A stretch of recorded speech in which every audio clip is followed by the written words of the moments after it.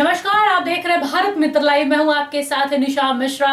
राजनीतिक जगत की उठापटक हो या विदेश की चर्चित खबरें, बॉलीवुड का गॉसिप हो या हो खेल के मैदान की खबरें, ये सब आप देख पाएंगे सिर्फ और सिर्फ देश देशांतर में विस्तृत रूप से। लेकिन इससे पहले देख लेते हैं आज की हेडलाइंस। लुधियाना कोर्ट में हुआ विस्फोट, 2 लोगों की मौत, 4 जख्मी। ओमिक्रॉन के संक्रमण ने बढ़ाई चिंता, पीएम ने की माथापच्ची। आयोग ने दिए जनवरी में बंगाल के निकाय चुनाव कराने के संकेत। भारत ने 24 घंटे में दूसरी बार किया प्रलय बैलिस्टिक मिसाइल का सफल परीक्षण। योगी के मंत्री के बिगड़े बोल, अखिलेश राहुल को कहा टीपू पप्पू। एसएससी सीजीएल के लिए नोटिफिकेशन आज से शुरू। हांगकांग यूनिवर्सिटी से हटाई गई चीन की पिलर ऑफ शेम प्रतिमा। घाना की संसद में जूतम पैजार, सांसदों पर बरसे लात घूसे। पूर्व सेलेक्टर वेंकसरकर ने कहा कप्तानों को बेवजह हटाना बीसीसीआई की पुरानी आदत। आइए देख लेते हैं खबरें अब विस्तार से। पंजाब के लुधियाना कोर्ट के वॉशरूम में हुए बम धमाके में 2 लोगों की मौत हो गई है। इस घटना में 4 लोग गंभीर रूप से घायल होने की भी खबर आ रही है। बताया जा रहा है कि 12:22 पर कोर्ट के तीसरी मंजिल पर यह धमाका हुआ है। धमाके के बाद से ही अदालत परिसर में अफरा तफरी मच गई। धमाका इतना जोरदार था कि एक दीवार तक ढह गई। धमाका कैसे हुआ, इसके कारणों का अभी तक पता नहीं चल पाया है। फिलहाल पुलिस जांच में जुट गई है। कोर्ट परिसर में हुए इस धमाके को सुरक्षा के लिहाज से गंभीर माना जा रहा है। देश में नए ओमिक्रॉन वेरिएंट ने चिंता और बढ़ा दी है। गुरुवार को 4 राज्यों में ओमिक्रॉन के 64 नए केस सामने आए हैं। इसमें से तमिलनाडु में 33, तेलंगाना में 14, कर्नाटका में 12 और केरल में 5 मामले सामने आए हैं। इसके बाद देश भर में नए वेरिएंट से संक्रमित होने वाले मरीजों की संख्या 325 हो गई है। उधर पीएम मोदी ने संबंधित विभाग के अधिकारियों के साथ देर शाम माथापच्ची की, जिसमें इस रोग की रोकथाम तथा लोगों को बचाने की संभावनाओं पर विस्तार से चर्चा की। उल्लेखनीय है कि बंगाल में भी आहिस्ता आहिस्ता ओमिक्रॉन के मरीजों की संख्या बढ़ती जा रही है, जो आने वाले समय में चिंता का विषय बन सकती है।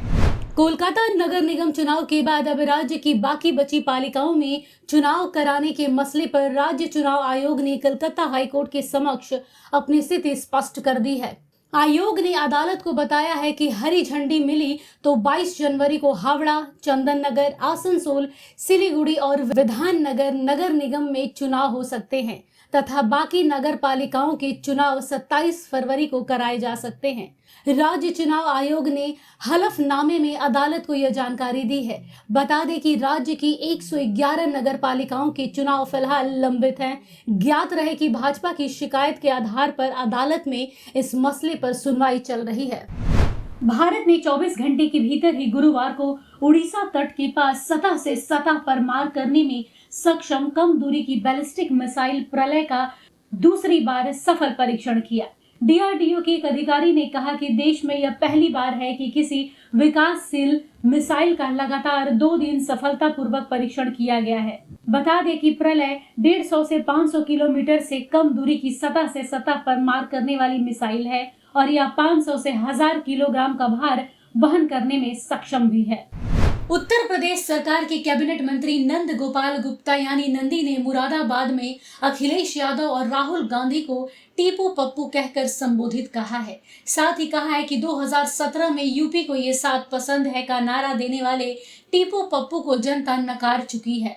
2019 में सपा और बासपा के गठबंधन का हर्ष भी सभी को पता है। नागरिक उड्डयन, राजनीति, पेंशन और अल्पसंख्यक कल्याण मंत्री नंद गोपाल गुप्त नंदी ने कहा है कि प्रदेश में विपक्ष का सुपड़ा साफ हो चुका है।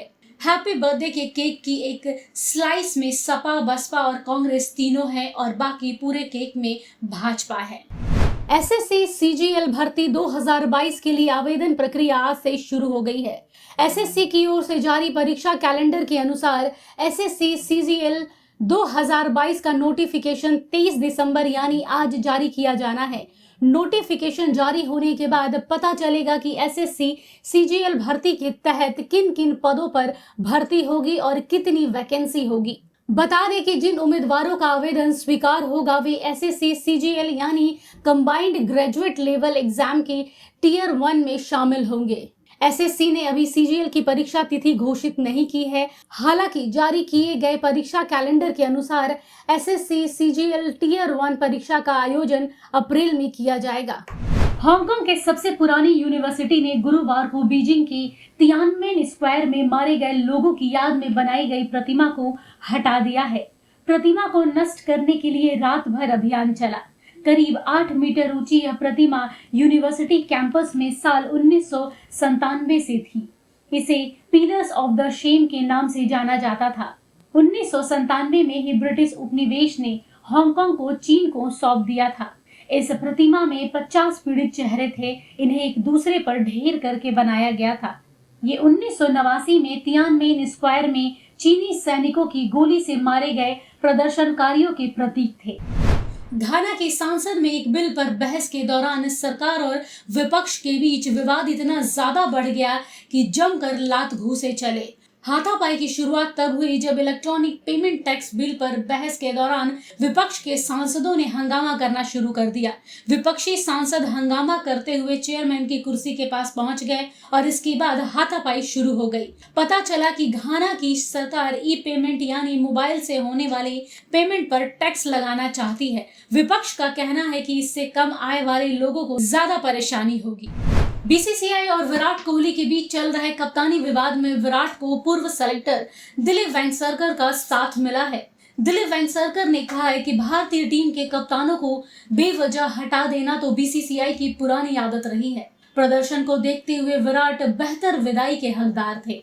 आगे वेंगसरकर ने कहा है कि चयन समिति की ओर से गांगुली के बोलने का तो यहाँ कोई मतलब ही नहीं था। गांगुली बीसीसीआई के अध्यक्ष हैं। भारतीय टीम में चयन और कप्तान के विवाद पर चीफ सेलेक्टर को सामने आकर बयान देना चाहिए था। यही वेंगसरकर नहीं रुके, बल्कि उन्होंने सौरव गांगुली पर निशाना साधते हुए कहा कि मेरा मानना है कि ये चयन समिति के अध्यक्ष और कप्तान के बीच का मामला था। चयन समिति द्वारा एक कप्तान को चुना या हटाया जाता है, ये गांगुली के अधिकार क्षेत्र में नहीं है। आज के लिए बस इतना ही। कल आपसे फिर मुलाकात होगी, तब तक देखते रहिए भारत मित्र लाइव। नमस्कार। अगर आपको हमारा ये वीडियो अच्छा लगा तो इसे लाइक करें, शेयर करें और हाँ, सब्सक्राइब करना ना भूलें।